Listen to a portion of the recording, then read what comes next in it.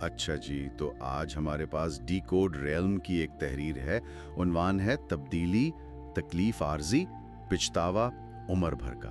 عنوان ہی کافی کچھ کہہ رہا ہے۔ چلیں ذرا دیکھتے ہیں اس میں کیا گہرائی ہے۔ جی بالکل۔ تو شروع میں ہی یہ تحریر کہتی ہے کہ بھئی تبدیلی یعنی چینج کوئی آسان کام نہیں ہے۔ ظاہر ہے اپنے آرام دہ دائرے سے، کمفرٹ زون سے کون نکلنا چاہتا ہے نا؟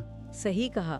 وہ نکلنا اکثر یوں سمجھیں تکلیف دیتا بھی ہے، نئے زخم لگتے ہیں۔ ہاں، لیکن پھر فوراً ہی ایک بڑا سخت موازنہ آتا ہے۔ تکلیف صرف ٹیمپرری ہے، مگر پچھتاوا عمر بھر کا جیل۔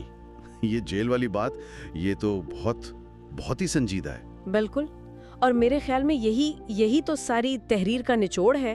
یہ ہمیں سوچنے پر مجبور کرتی ہے کہ وہ جو وقتی چبھن ہے تبدیلی کی، اس کا موازنہ کریں اس دائمی قید سے جو پچھتاوے سے آتی ہے، یعنی عمل نہ کرنے کا پچھتاوا۔ جی، ریگریٹ۔ اور یہ صرف وقت کا نہیں، یہ کیفیت کا فرق ہے۔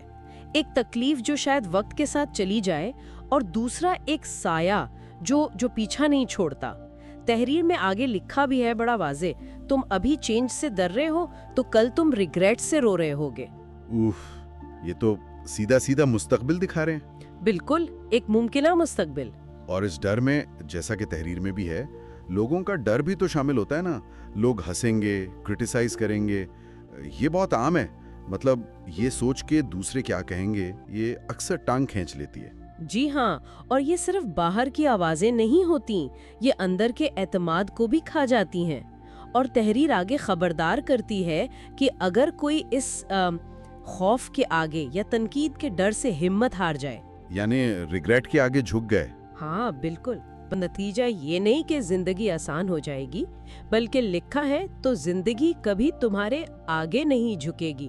اس کا مطلب شاید یہ ہے کہ کنٹرول، وہ اختیار، وہ آپ کے عمل میں تھا، وہ چھوڑ دیا تو بس پھر آپ حالات کے رحم و کرم پر ہیں، زندگی خود سے مہربان نہیں ہو جاتی۔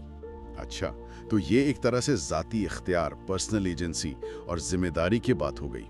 پھر وہ شعر بھی ہے، جو آج کی تکلیف سے بھاگا کل کی غلامی میں جا گرا۔ یہ غلامی، یہ کس چیز کی غلامی ہے؟ ذرا اس کو کھولیں گے؟ یہ بہت گہری بات ہے۔ میرے خیال میں یہ صرف پچھتاوے کی جذباتی غلامی نہیں ہے، یہ ان حالات کی عملی غلامی بھی ہو سکتی ہے جن سے بچنے کے لیے وہ تبدیلی ضروری تھی۔ اچھا، مثال کے طور پر؟ یوں سمجھیں، کوئی ایسی نوکری میں ہے جو اسے بالکل پسند نہیں، یا کوئی رشتہ ہے جو تکلیف دہ ہے۔ اب وہ تبدیلی کی نوکری چھوڑنے یا رشتہ ختم کرنے کی تکلیف سے بچنے کے لیے وہیں ٹکا رہتا ہے۔ تو وہ کیا ہوا؟ وہ دراصل ان حالات کا غلام بن گیا، اپنی خوشی، اپنا وقت، اپنی صلاحیت، سب کچھ ان حالات کے حوالے کر دیا۔ یہ ان کاش اور اگر مگر کی غلامی ہے جو انسان کو اندر سے کھوکھلا کر دیتی ہے نا؟ بات تو آپ کی صحیح ہے، اور یہ ڈی کوڈ ریلم کا جو نعرہ ہے اس سے بھی تو جڑتی ہے بات۔ ہم تمہیں کمفرٹ نہیں دیتے، تمہیں کنٹرول واپس دیتے ہیں۔ بالکل، یہ نعرہ اسی فلسفے کا خلاصہ ہے کہ آرام طلبی میں، کمفرٹ میں کنٹرول نہیں ہے۔ اصل کنٹرول تو چیلنج قبول کرنے میں ہے، وہ تکلیف دہ تبدیلی کو اپنانے میں ہے۔ تو مطلب تکلیف قبول کرنا ایک قیمت ہے اپنے مستقبل پر اختیار پانے کی؟ جی ہاں بالکل، بجائے اس کے کہ حالات یا پچھتاوے آپ کو چلائیں، آپ خود اپنی سمت طے کریں۔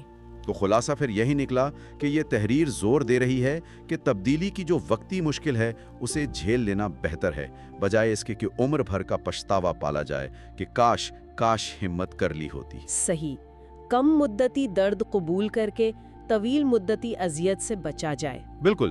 اور آخر میں ایک بات جو یہ تحریر سوچنے کے لیے چھوڑتی ہے، وہ یہ کہ متن تو کہتا ہے کہ عمل نہ کرنا پچھتاوے کی غلامی ہے، لیکن کیا عمل کی کمی زندگی میں ہمیں اور بھی غیر محسوس آقاؤں کا غلام بنا سکتی ہے؟